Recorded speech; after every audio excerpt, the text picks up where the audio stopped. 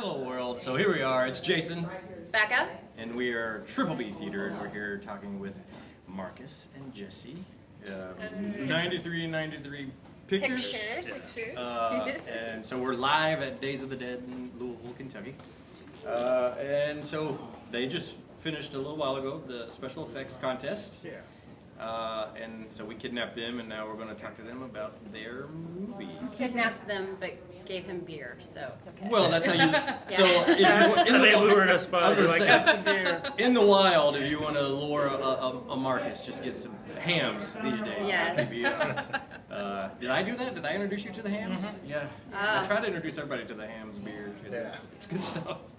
I love it. It's good and it's cheap. There, that's the commercial break right there. I need them to sponsor us. Give me a call. Yeah, that'd be awesome. So you guys, you've been working on a documentary called Beyond Horror, and this has been, you guys have been working on this for a little while, yeah? I guess it's a very... Couple of months now, about like 5 months. Yeah. And so Beyond Horror is about like extreme cinema, yes? Yeah. And, well, it kind of starts at extreme cinema, and then we kind of walk our way through like the history of kind of where it came from, where it's at, and then like the stuff that kind of falls beyond extreme cinema. Like you have extreme films, and then you have the most messed up of the most messed up, and that's kind of where our focus is. So you guys, you've been watching some things. Some things. Yeah. Yeah. Seen stuff. Have you seen We've some? seen So, and if so, you directed a short film called Devotion, yes? Oh, Is it a feature? Yeah, feature length. Yeah. And then you did 100 Tears. Now, Blood Shock. and now Devotion being a feature. Now, is that that's not as an extreme film, though, no? No, it's Devotion is not an extreme film. It's a really cool, like experimental film. Victor Bonacore and I, he also shot and produced it, and so we shot on about like 8 different film mediums for it, and it stars Linnea Quigley. So that's like our awesome like tribute to like Jean Rollin and That's Jess cool. Franco and that kind of thing. Yeah. So very niche, but we're happy with the result. But then I did make. A film called 18, which is a short film, and That must be one I was... yeah, it's a faux snuff. Yeah, there you go. It goes right with A it. faux snuff. Faux quote snuff. unquote. But the actor was never seen again. So. Yeah. Dun, dun, dun. So I posted the trailer for your documentary in one of my more pedestrian horror What was groups. your reaction to it? Yes, it was. What the fuck did I just watch? And I'm like, it's a documentary about extreme horror, and they're like, oh, well, I thought I was watching a porn and horror all together. I'm like, yes, whatever. So She said extreme right, horror. and I was like, okay, so forget it. Obviously I'll stay in Unearthed Films. That's where we belong. I posted it, and like somebody added me to a group recently. And it's a great group, History of Horror, and I'm like, oh, this would be kind of cool because we got the history of like red films, and crickets. I posted it, crickets, nothing. All right. No one wants anything. No, Even no too much for them. conversation. Yeah. So you made 100 Tears, which That's a splatter film. I wouldn't say it's extreme. I wouldn't say it's extreme, but it's splatter. definitely very There's a lot of splatterific and fun. Right, and we watched it last week.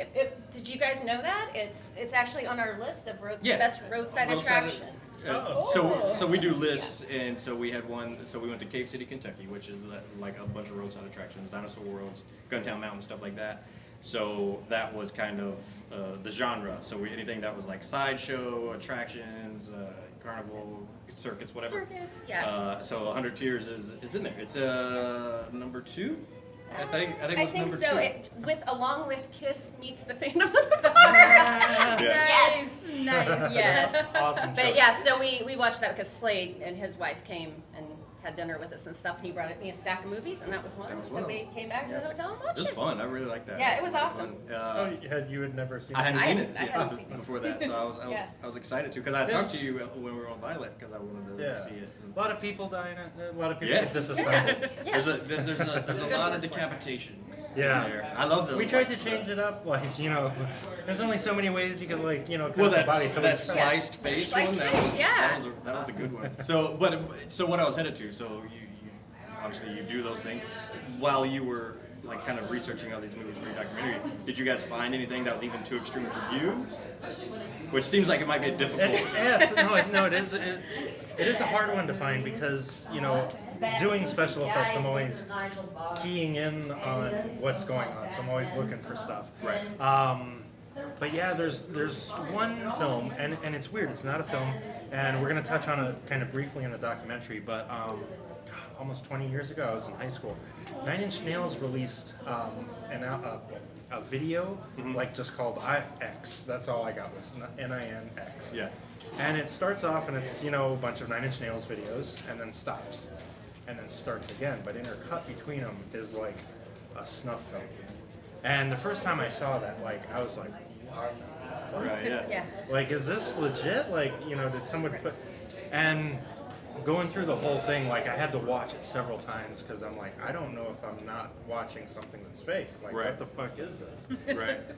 So we're going to touch a little bit on that, but... Did you ever find out if it was fake? yeah, it's actually... they did it kind of as a video project. So Trent Reznor and...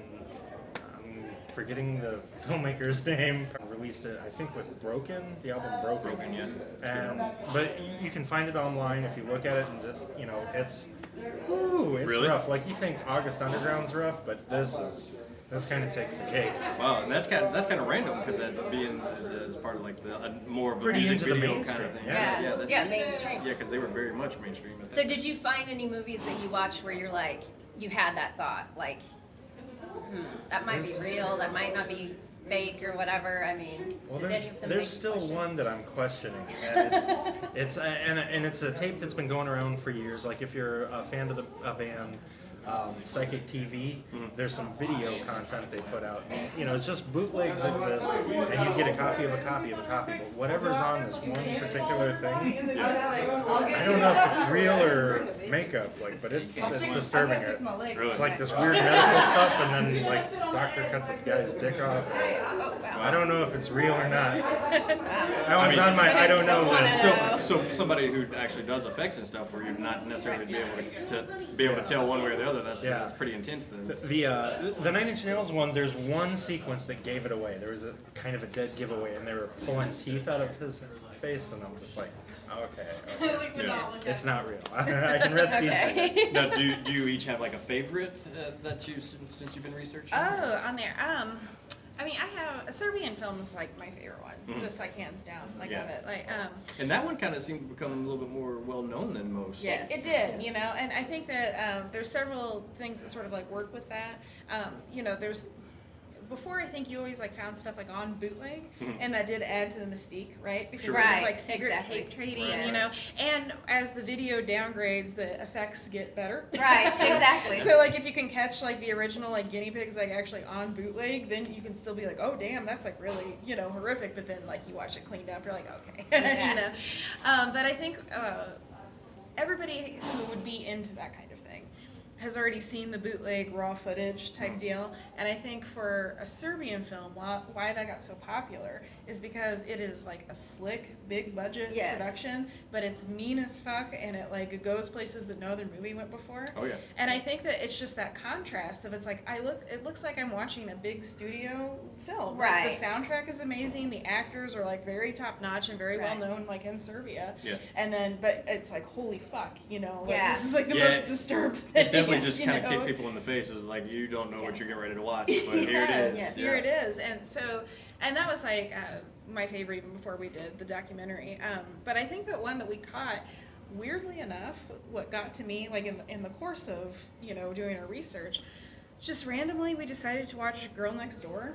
Oh, Just yeah. because we're like, oh, people say that it's like mean and it's based on a true story, Right. regrettably, And that film, like, really It's Yeah. rough. touched me. That's Yeah. rough. We're not Like, showing- That actually happened where For not I showing lived. as much, It was in you know, Indianapolis, yeah. It's effects still. wise. Well, and I think sometimes that's more frightening. Yeah, is because not- you don't 'cause you see make it, it but up you in know your- what's going on. Yeah, You know? and it just, so I think that And was... to know that somebody really went through all that stuff. I mean, they Exactly. really. Now that one was directed by what's his name, or written by Jack Ketchum. Jack Yeah. Ketchum, Yeah.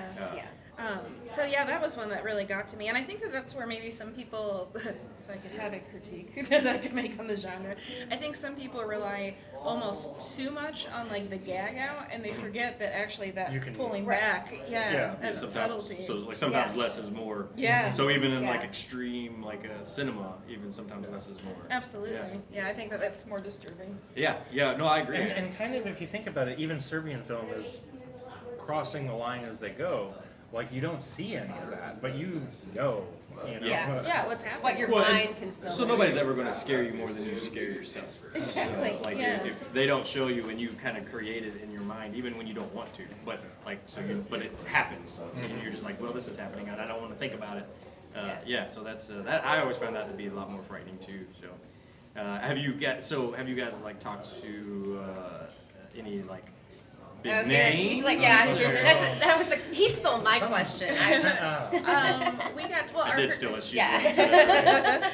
our producer actually interviewed Mary and Dora, which She lives in Germany. Elmar yeah. Berger, who produced 100 Tears, Right.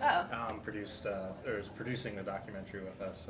So he's getting some people from Germany. So there might be someone else from Germany who's known for these types of films, who may or may not be being interviewed by our producer next month.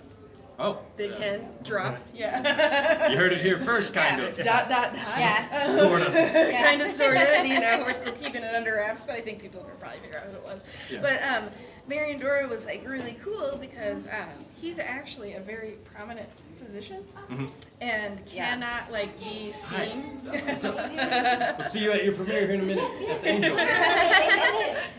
But yeah, he can't be seen because he would lose his job for that kind of content that he makes. Oh, really? So yeah, Oh, wow. it was like it's very secretive. We had to I guess that sell makes sense, non-disclosure like agreements, like and stuff. So yeah, it was pretty like. And so we've had a couple directors like that actually that are like, look, we have to see contracts before we'll even talk to you because. So is Mary and Dora then like an alias? Okay. Yeah.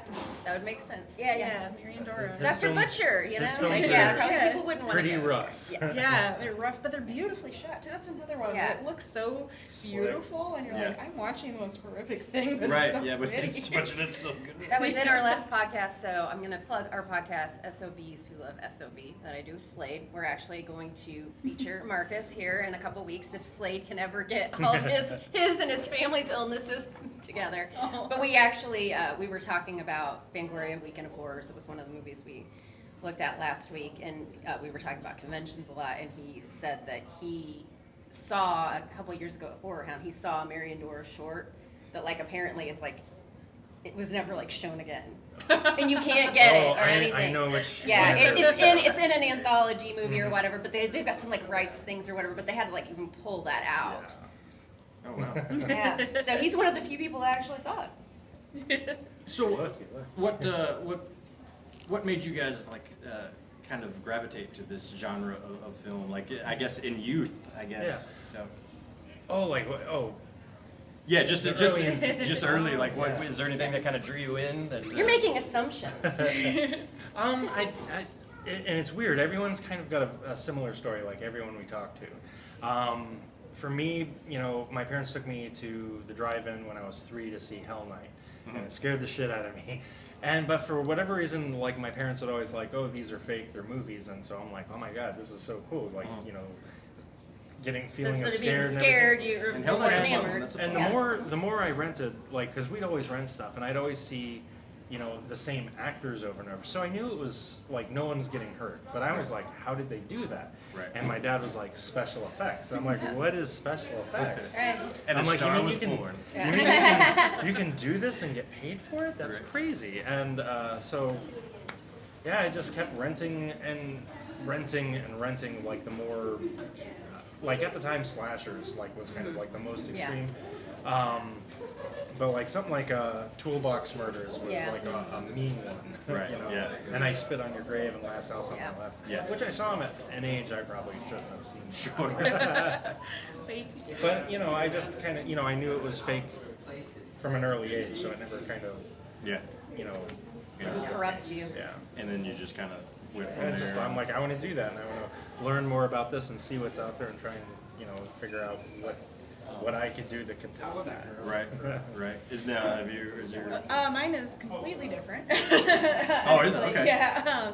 I was raised in a very, very strict religious household. Oh. And actually, I couldn't even participate in Halloween Oh. for my entire childhood. Oh, wow. So no trick-or-treating or anything like that. But I came to these films, films were like very therapeutic for me for other things that I had kind of like endured like in my past, and I just kept like going further and further and further like into it. So like at 15, it started with like Last House on the Left, and whereas like some people might see that as like triggering or really horrific, it actually like was very therapeutic for me. And so then I just kind of like went off into the deep end, and I was like, oh, here's Miss 45, oh, here's Cannibal Holocaust, you know, and then it's like you can't like get enough of it after that. So yeah, it was definitely like almost like a weird healing process to like view those films. And then as soon as I turned 18, I just like started working on film sets. So what do your parents think about that? They've actually come to like accept it, like largely. They're like weirdly like completely different people, you know. Than they were. So was it kind of a bit of a rebellion for you too, in a sense, or just therapy? I think that actually, like for the film part of it, it was actually more like therapy, like and less about rebellion. Yeah. And I think that my parents saw that, you know, and that it really like gave my life like a lot of direction. Yeah. And they were kind of a product of their time too. I mean, this is like late 80s, early 90s, where Satanic Panic was just fever pitch and the parental advisory labels and all that like fucking bullshit. So I think a lot of parents kind of jumped on that, you know, like our children. But yeah, my parents like now they just are like, is it something that we would watch? And I can just give them like a thumbs up or thumbs down. You know, and I'm like, stay away. You know, they watch Devotion, but they don't watch 18. I was like, oh, you don't want to see that. Yeah. And they're like, okay. I think I've only done one movie that my parents could watch, and my mom didn't watch it, but it was the Space Babes from Outer Space, and so I just watched it with my dad, and there's a bunch of like naked girls in there. So like, it's fine, Dad. You'll like this one. You'll like this. It's good. Are you working on anything else other than just the Beyond Horror, or are you? Stuff I mean, what are filmmakers not working on stuff? You know, yeah, we have like some projects like definitely up our sleeve that are in various like phases of development. We actually have 2 other documentaries like queued up. So it's something that we really feel passionately about. We both love to research and we like nerd out over those kinds of things. Yeah. So they're of completely different subject matters. And actually, the one that will wind up coming out third is the first one that we started working on. Oh, really? Yeah, so as we travel around the country, we sort of collect the interviews for the other ones too. Yeah. So we're hoping it will just be kind of like a nice like little series like for people. Nice. That's very cool. Yeah, like the third one, I think we're just gathering interviews, and then the second one that we're doing, we're already gathering interviews, but this one we got to complete first, and then roll one into the next. But and it's totally different. I don't know if like it's going to be for the horror crowd because it's not film related. More of an academic view of the history of the devil and modern Satanism. Yeah. And I'd imagine some of this crowd would be into that. Yeah. Some cross-pollination. Yeah, well, yeah, like the devil lady who just walked by. Hey, we need to talk to you. Yeah. So how much more do you have to go on Beyond Horror? A couple more months. We've already started putting together because we're going to get showing at film festivals, but obviously we've got a lot more interviews that we can't pack into like something that's playable at a film fest. Right. So like the DVD, we're gonna 5 hours long. Yeah, the DVD is probably gonna end up about 3.5 hours. So it's festival cut will be like 80 minutes. Yeah. At a convention, you do good for us to sit around for 5 minutes. Right. Yeah. We're not going to make people sit through like the 3-hour saga. Right. So. But if you do want to sit through the 3-hour saga, they do have crowdfunding available right now. Nice plug. Yes. Nice plug. Segue there. Yeah. Tell them about it. Yeah. So yeah, we have our Indiegogo up. The perks are like really simple. That's just to make our lives easier. Actually, I really like what you guys are doing because I understand. Yeah. Bare bones, so we're not like, why did we do T-shirts? Right. So no T-shirts, sorry guys, no coffee mugs. But we actually broke our goal in under a week. We initially just had it up for $2,000. So now we're doing a $5,000 stretch goal, and if we release that, then everybody who's already ordered gets upgraded to a 2-disc set. Oh, nice. Yeah, so incentive to like just share. And we'll put the link and everything down here. And yes, Jason did just pull a beer out of his jacket. I did. I'm a pocket beer ninja. Is that the last? How's it going, guys? Is that the last of the pocket beers? It is for now, but I will have some more pop out here in just a few. So, well, very cool. Like, so you guys are still got some more work to go. A couple more interviews. Sound very busy. Yeah. Yeah, we stay out of trouble. No, you don't. You're here. Yeah. The night is young. That's right. I got a 30-pack of these pocket beers out there. So. Well, very cool. Like I'm glad that you guys have already succeeded on your crowdfunding, and so like go to it Awesome. and Yes. hit the stretch goals. Yeah. Get the Stretch goals. upgrade. Yeah. How many more days do you have left on that? Oh, like 50. Oh, so 50 you still days, got. yeah. Yeah. So we can hit a few stretch goals. Yeah. Oh yeah. Yeah. Oh yeah. Let's go for a few. Well, I keep thinking, I'm like, you know, if we can get 100K, which that's less than half of Terrifier 2, I'll do a 200 tears. Yes, and that is the Who other doesn't thing want a I'm 200? positioning. Who doesn't want 200 tears? Man, the first one was so fun. Like again, that was the first time I had seen it, but man, it was a blast. I would love to see a fight between them. Yes. Oh, yeah. And, I want to see them like Jello wrestle. Right. Like, that would be yeah. really fun. I mean, Crossover. and I enjoyed the Terrifier films, but I think Gertie would kick his ass. Oh yeah. Just saying. Well, he's just so like lumbering. There's a But presence. that's that Yeah. big You know, cleaver. like, Like, yeah, there's like- no way that little fella could whoop on Gertie. So I'm assuming you already kind of have an idea for some 200 tiers. Oh, yeah. Joe Davis and I have like a script already hammered out. It's just it's waiting. insane. It's Yeah. just waiting. It's just a matter of finding the funding. Wow. And I don't know, watching Terrifier 2 like campaign like do as incredible as it did. It Oh gives yeah, me it did hope. great. Yeah. We have hope. Well, and you've had a successful crowdfunding now. I mean, you know that it can happen. It so can. Yes, It it can. can happen. Man, I want to see that. Yeah. Can I be in it? Oh yeah. I'll do whatever. Right. I'll be the naked guy that gets. He gets his Oh, be the dick naked chopped off. guy. That's what I was gonna say. That Be would my, I just invited myself to be castrated. By the way, I don't know. If that's a good plan. There are people that are making a There beyond was horror one year, documentary. and Yeah. well, even in, well, I don't want to give, you know what film I'm talking about, but again, it's dicks. Dicks. There was one year, all I did was dicks. I just became a dick guy. I mean, dicks for this film, dicks for that film. I've got big But dicks you for make Year really of good the ones. dick. Though. You make really good ones. I've seen them. They're good. It's good stuff. You know what? Stick to what you know. So I don't know yeah. if is that a thing to say? Yeah, I guess so. The master of Do you- dicks. do I don't you- know. Well, and here comes children. That's great. Yeah. So, Filming well, in a public place. Like, other than- what do you guys have Gosh. coming out that's not your own? Like, because you guys do effects for other movies. You don't Yes. just make your don't own. worry, we'll Oh, edit some of yeah. this Oh. stuff. So Yeah, we'll take oh, out yeah, some I stupid edit- things I say. edit. So there's Death Care. We're both Yes. doing like a special effects for a movie called Death Care.